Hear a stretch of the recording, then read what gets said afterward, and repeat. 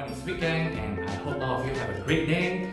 2 weeks ago, I've posted in my Instagram story the pudding that I've made, and I've gotten some question about the recipe of the pudding and also how I've made the pudding. So in this video, I'm going to share with all of you the recipe and also show you the step-by-step instruction on how to make the pudding. It is actually a surprisingly easy recipe because it only requires 4 ingredients. And I'm going to show it to you right now. The first ingredient is the milk. It's full cream milk, 200 ml. And we have a large egg, 2 teaspoons of vanilla extract, and 4 tablespoons of sugar. The reason I have separated the sugar into 2 bowls is because 1 bowl, 2 tablespoons, is for the batter of the pudding, and another 2 tablespoons is to make the caramel for the top of the pudding. So once you have gotten all the ingredients, all you need to do is just mix all the ingredients into a bowl. Okay? So just mix the milk. The milk, you want to make sure that it is just warm. You just want it to be warm enough to dissolve the sugar, okay? But not so hot that it cooks the egg. After that, you put the egg into it. And then lastly would be 2 teaspoons of vanilla extract. After this, what you need to do is just mix the batter together. That's it. That's the batter for the pudding. After that, what you need to do is to get this thing, okay, you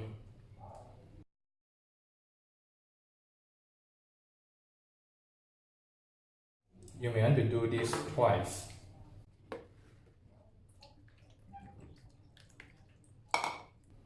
Okay, so these are the things you won't want in the pudding, because this will make the pudding a lot of hardened white color thing.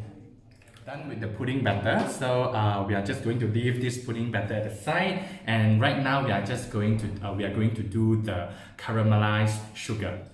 To make the caramelized sugar is very easy. So what you need is just a pan, and you just put all the 2 tablespoons of sugar on the other bowl into the pan, and then you're going to put the 1 tablespoon, I'm just using my tablespoon, 1 tablespoon of water onto the sugar. That's it. So with some water, you just need to on the fire. Okay,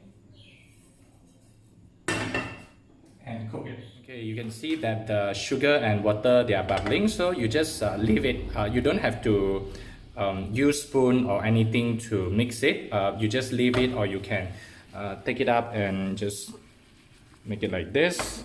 Okay, you may want to on the fire bigger so it let the water evaporate faster. The main idea is to brown the sugar. So we just wait until the water evaporated and the melted sugar will start to brown. Okay, yes, you can see the sugar is starting to brown. So I've softened the fire. So I'm just going to wait for a while more until see that it's starting to brown. So this is the color that I want. Just a while more. Then what I need to do is just to add a bit more water. Okay. Okay. And then that's it, it's done. Okay, so once this caramelized sugar is done, we'll pour it into the pudding bowl. I have these 3 bowls ready, so I'm just going to pour it into the bowl. Okay, each bowl will get just a bit of the caramelized sugar. Okay, so okay, it doesn't matter whether it's the same amount or not. Okay, it doesn't matter. Okay, so once this is done, the next thing is to pour in the batter into the bowl. So same, so we'll just pour it into these 3 bowls. Okay, based on my measurement, 200 ml, 3 small bowls of pudding. That's it. So that's it. This is the pudding. Okay, but the next thing is to cook it. So how do we cook it? So I'll need to wrap all 3 of them on top with an aluminum foil. So just wrap it like this. Okay, that's done for one. So all three are done. Once this is done, we're going to put it into a steamer. Okay, so we are going to put all these three bowls into this steamer. Depending on whether you have the same steamer like mine at home, okay, you may want to use other way of steaming it, such as using the Chinese wok with some water. Okay, but that's it. We are going to close it. So once we have put in the pudding batter into the steamer, then we are done. We just need to wait for 15 minutes for the egg to cook through the milk and also hold the pudding together. After 15 minutes, we'll remove it from the steamer and let it cool.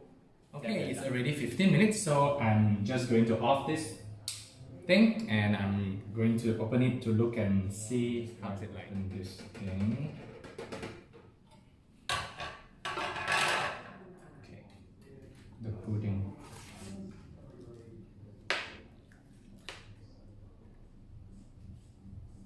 Pudding are out and I'm just going to open it and see whether the pudding hold well together because it's very hot, so I'm just going to use a cloth.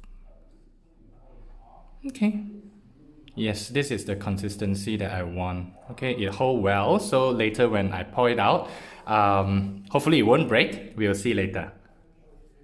Okay, it's another 15 minutes again and I'm going to put the pudding into the fridge for around 2 hours. After 2 hours, the pudding is done and we can eat it.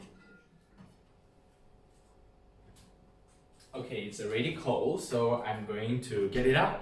Okay, now I'm going to get a plate. Okay, so I have a plate here. Okay, I actually missed one step when I was doing this pudding because if I put some butter on the bowl, just rub the bowl with some butter, then I don't have to do anything and I just can pour it out like this. But because I didn't rub any butter, I will need to use a toothpick to just okay, then just turn it over. Yes, it's done. As you can see, the pudding, the one large egg holds the pudding quite well, as you can see here. And on top of it, the color is just nice. The color of the caramel, just brown caramel on top of the pudding. And now I'm just going to try it. Okay, so it's just nice, the texture.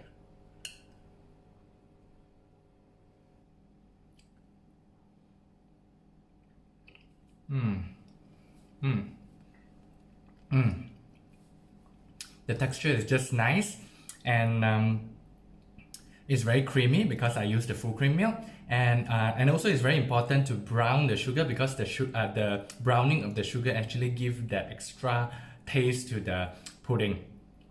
And also the milk, because I use the full cream milk, so it is extra creamy. So that's it for this video, and I hope you do give it a try in making this pudding. And if you make it, please tag me in your photo so I'm able to see it. I hope you give my video a like and also follow my page for more updates and videos on food.